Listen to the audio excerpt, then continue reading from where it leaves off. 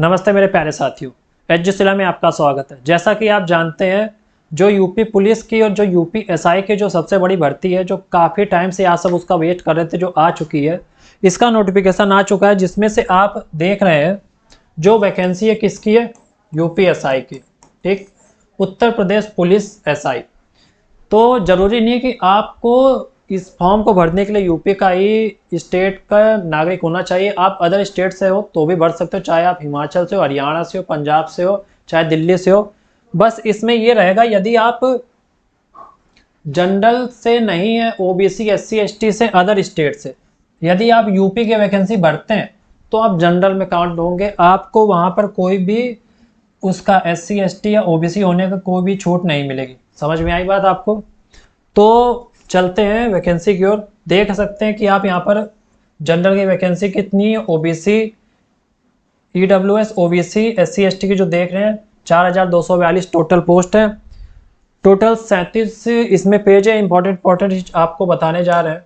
जैसा कि आप देख सकते हैं, इसमें जो भरने की तिथि है, ऑनलाइन आवेदन करने की जो तिथि है वो 12/8/25 से 11/9/25 तक है। मतलब 12 अगस्त से 11 सितंबर तक है। मतलब इसके फॉर्म जारी हो चुके हैं, आप भर सकते हैं। इसके बाद और कुछ बताने के लिए तो है नहीं इसमें। चलते हैं आगे। इसमें आप देख सकते हैं जो फीस है ईडब्ल्यूएस जनरल और ओबीसी की जो है 500 रुपये है। और जो जाति अनुसूचित मतलब एससी एसटी जो है उनके लिए कितनी है फीस, 400। और बाकी इम्पोर्टेंट कुछ नहीं है। आगे चलते हैं। तो आप देख सकते हैं इसमें जो आपकी इसमें मांगता है, इसमें ग्रेजुएशन आप अपेयरिंग नहीं होने चाहिए, आप पास होने चाहिए। यदि आप बीएससी कर रहे हैं या बीए, कोई भी ग्रेजुएशन का फॉर्म जो आप प्रिपरेशन कर रहे हैं उसकी आपको कंप्लीट डिग्री होनी चाहिए, उसके बाद ही आप फॉर्म भर सकते हैं। समझ में आई बात? अब आगे देखते हैं इसके। इसमें कुछ है, महिला बटालियन पीएससी 21। जो इसमें आयु है वो 21 से 28 वर्ष होती है।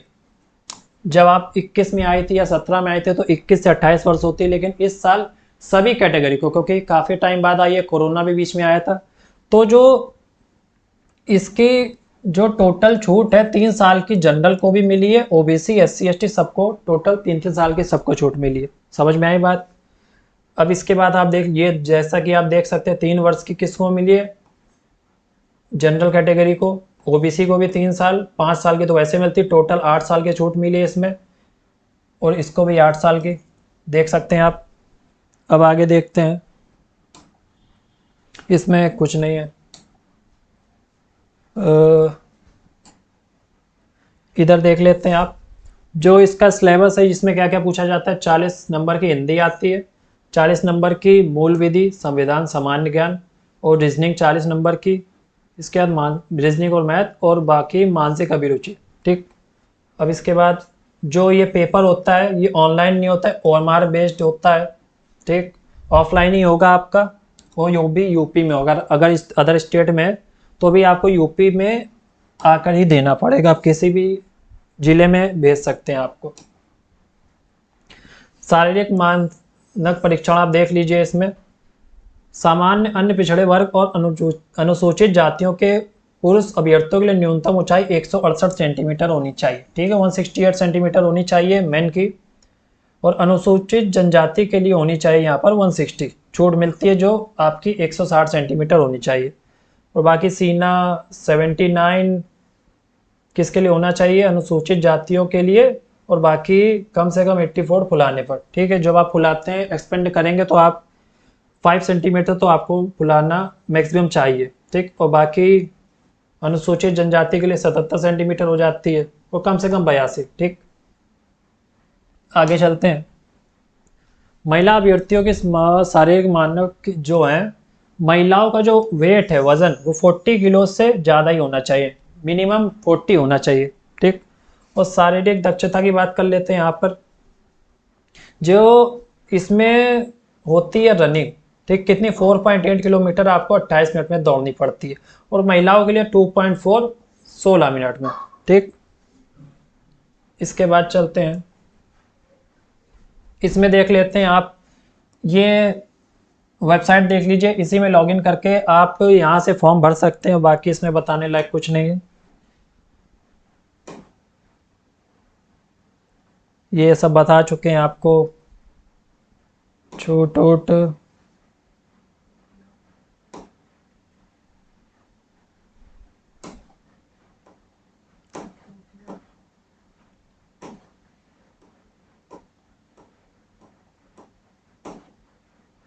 बाकी आपको एक इंफॉर्मेशन और दे देते हैं कि ये जो आपको फॉर्म भरना है इसके लिए आपको OTR कराना बेहद ज़रूरी होता है। ठीक है, इस समय थोड़ी प्रॉब्लम आ रही होगी भरने में, लेकिन वन टाइम रजिस्ट्रेशन आपको कराना पड़ेगा, उसी के थ्रू आप ये फॉर्म भर पाएंगे। ठीक, अब हम बात कर लेते हैं इसके सिलेबस के। ठीक, जल्दी जल्दी देख लेते हैं। हिंदी जो है वो 40 नंबर की आएगी, 100 नंबर 40 प्रश्न होंगे और 100 नंबर के होंगे। ये भी 40 नंबर की होगी। मूल विधि, संविधान, सामान्य ज्ञान। मूल विधि की भी क्लास होती है, आप देख लीजिएगा अदर स्टेट से हैं। और बाकी मैथ और रीजनिंग देख लेंगे 40, और बाकी मानसिक अभिरुचि, बुद्धि परीक्षा ये भी 40 नंबर की होती है। टोटल 160 क्वेश्चन होते हैं और 400 नंबर के होते हैं। ठीक, और बाकी आप सिलेबस देख लीजिए। हिंदी में क्या क्या आता है, हिंदी और अन्य भारतीय भाषाएं, हिंदी व्याकरण का मौलिक ज्ञान, हिंदी वर्णमाला आता है, तत्सम तद्भव, पर्यायवाची, विलोम शब्द, अनेकार्थी वाक्यांशों के लिए स्थान। बाकी आप यहाँ से सिलेबस देख सकते हैं क्या क्या आता है। इसमें जो है ना साहित्य भी आता है, प्रसिद्ध कवि लेखक, उनकी प्रसिद्ध रचना, हिंदी भाषा पुरस्कार, ये भी आप विविध भी। बाकी मूल विधि में देख लीजिए क्या क्या है, बाकी आप खुद पढ़ सकते हैं। बाकी अब इसमें शायद कुछ बताने के लिए नहीं है। ये रहा उसका मैथ रीजनिंग का, ये सब हो जाएगा। आप चाहे तो स्क्रीनशॉट ले लीजिए, देख सकते हैं, पढ़ सकते हैं। हम बताएंगे तो फालतू आपका टाइम वेस्ट होगा। बाकी तो हमें नहीं लगता इसके बाद कुछ है, ये सब ऐसे ही, इसका कोई भी यूज़ नहीं है आपके लिए। बाकी इन्फॉर्मेशन इतनी थी जो इम्पोर्टेंट है। बाकी के लिए धन्यवाद, मिलते हैं अगले क्लास में।